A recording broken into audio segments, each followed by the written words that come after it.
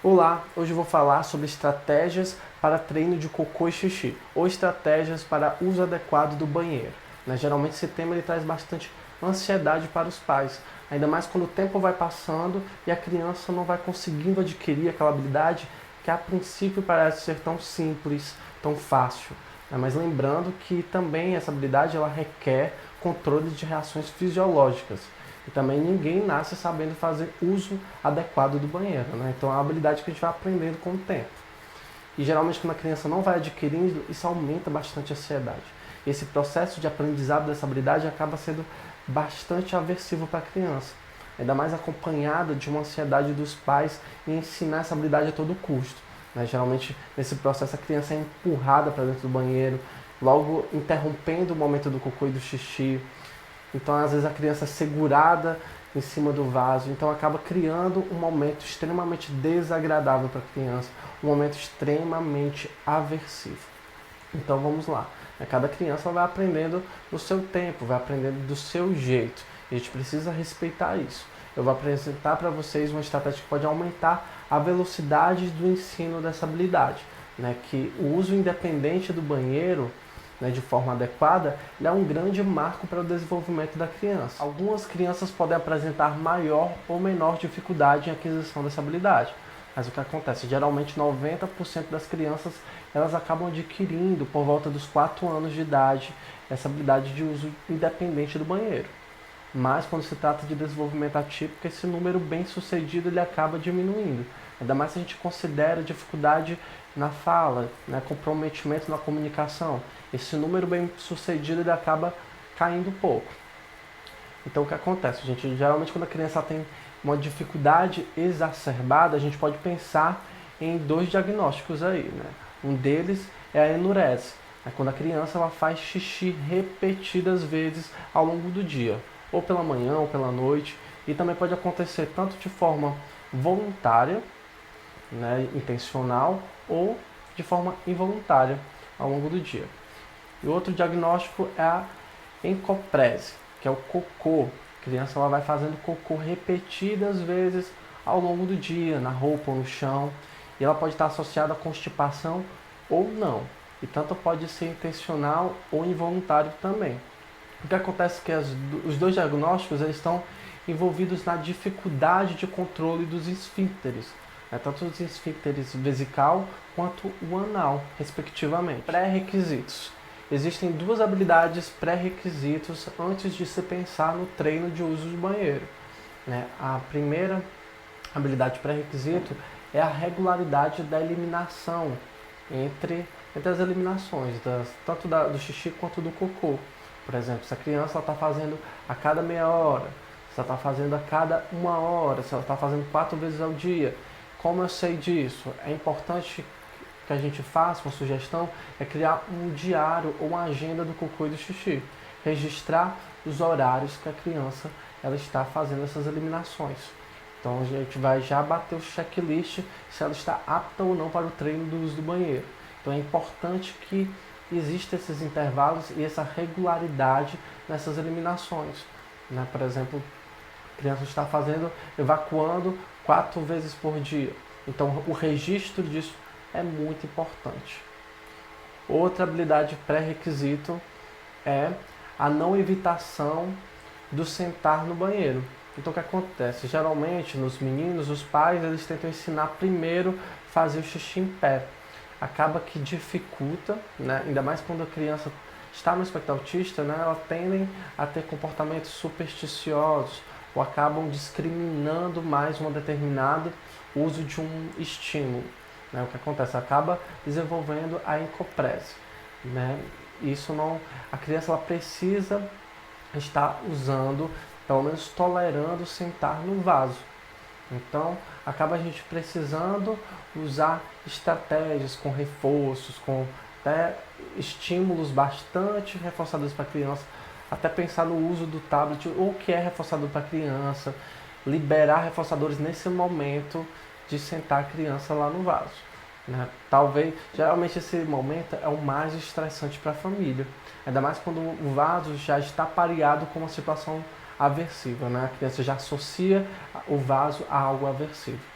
Então é um processo gradual que precisa ser pensado de forma sistemática. Daí é muito importante que esse processo de tornar o vaso um estímulo não aversivo seja pensado junto com o psicólogo comportamental da equipe, né? Para que seja algo gradual e sistemático.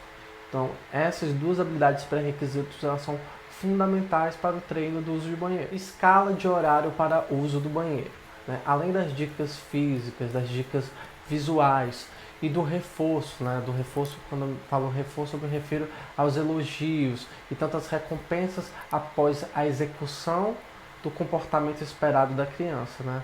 Por exemplo, a criança emitiu o comportamento esperado de fazer o cocô e o xixi no banheiro, e a gente precisa elogiar, a gente precisa dizer, nossa, você é incrível, você conseguiu. A gente precisa empolgar a criança e selecionar aquela resposta adequada. Além disso, é muito importante a gente criar a escala de horários.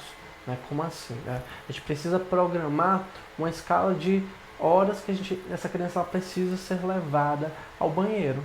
Então eu preciso programar. Né? Se eu vou levar a cada 30 minutos, alguém precisa ir lá levar a criança até o banheiro, sentar ela lá, esperar um tempo.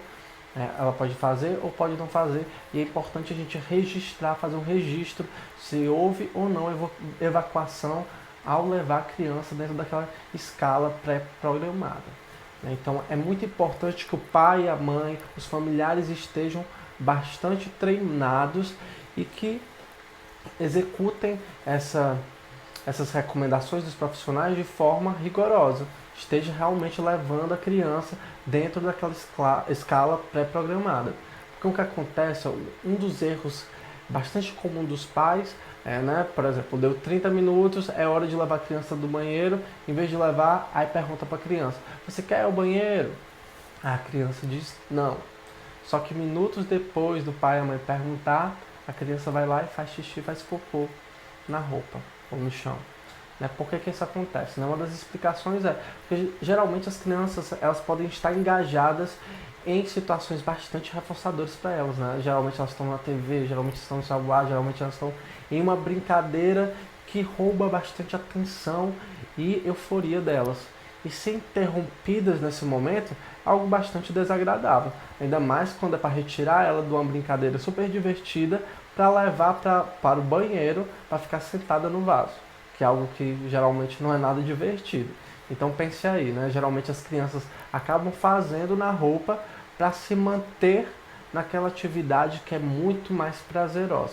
Então às vezes o xixi, o cocô acontece na roupa para se manter dentro de atividades que são bem mais legais. Então é muito importante essa escala de horários em que o pai e a mãe vai levar a criança até o banheiro, né? Que ela seja seguida de forma regular. Apresentação de consequências programadas, modelos e dicas de ensino. Né? O que isso quer dizer? É imprescindível, quando a gente está ensinando um novo comportamento para a criança, a gente utilize recursos lúdicos, brincadeiras, cócegas, brinquedos, musiquinhas, aquilo que é agradável para a criança, justamente após a emissão do comportamento esperado.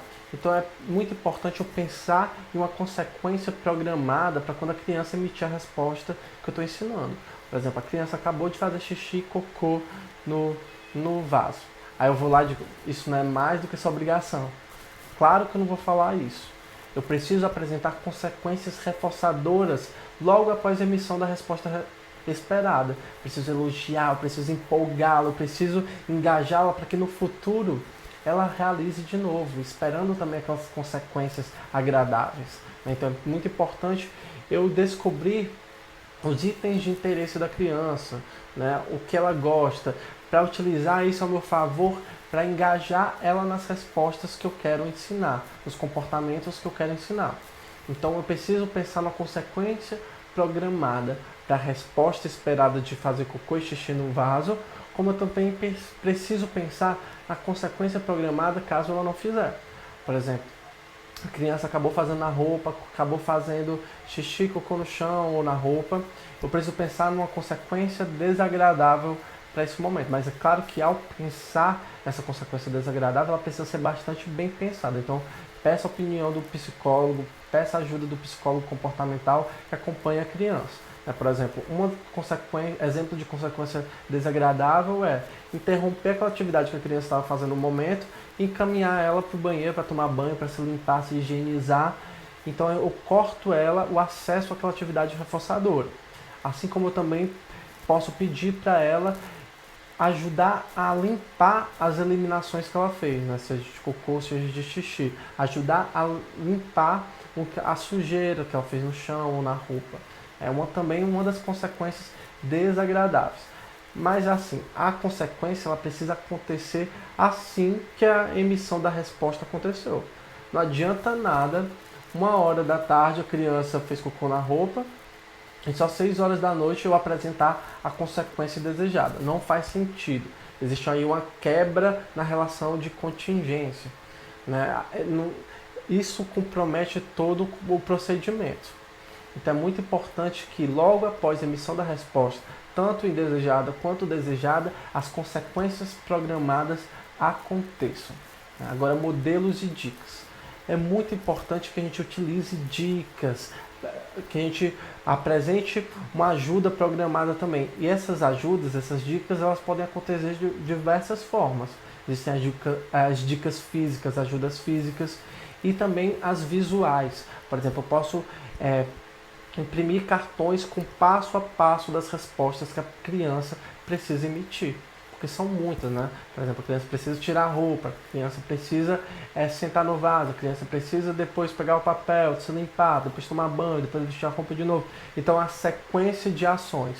Então, apresentar pistas visuais do que ela precisa fazer passo a passo vai ajudar muito a criança na execução dessas ações. Tanto essas pistas visuais, quanto também videomodelação.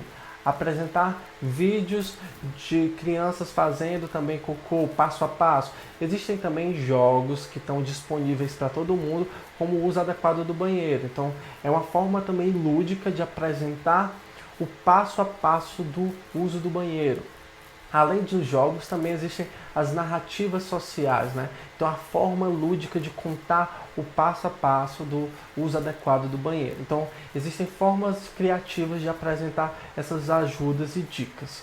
O que é importante também pensar que, em algum momento, essas ajudas, dicas, elas precisam ser retiradas, né? A criança ela não pode, na verdade, ficar sob total controle dessas ajudas. Então, sempre pensar na seguinte lógica: se eu for ajudar, em algum momento eu vou precisar retirar gradativamente essas ajudas para que a criança ela fique sob controle do contexto, sob o controle dos estímulos naturais do ambiente.